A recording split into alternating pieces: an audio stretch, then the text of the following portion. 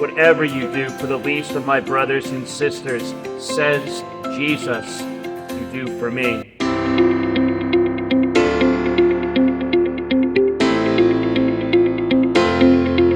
And good morning, everyone. Just prior to his arrest, Jesus announced, "This is your hour, the time for the power of darkness."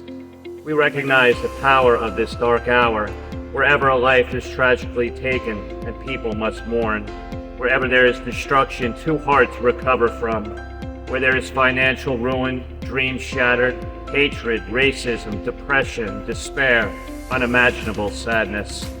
In the garden, Jesus bore the full brunt of this power of darkness, which became so intense that he cried out 3 times, "Father, if it is possible, let this cup of suffering pass from my lips." The great struggle with mental health is that one feels as though that cup of suffering is permanently at one's lips. But there is another chalice one can drink from, the chalice that is raised during Mass, where contained in it is the blood of Christ.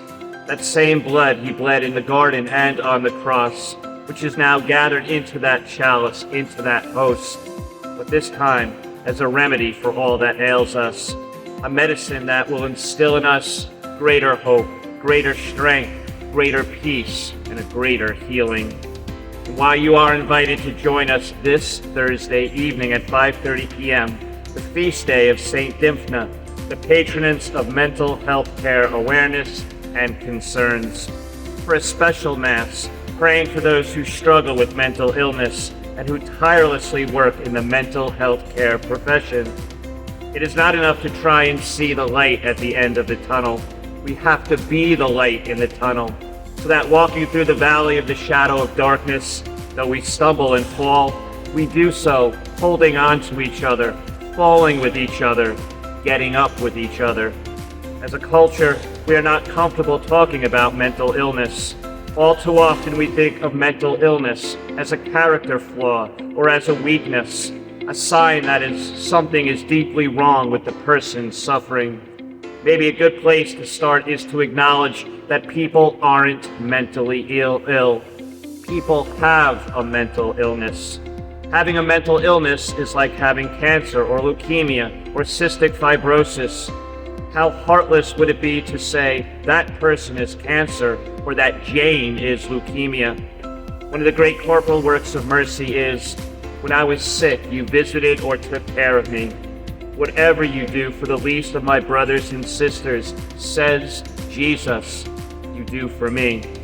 That Jesus identifies himself with all of suffering humanity, we must as well. They are more than just fellow human beings.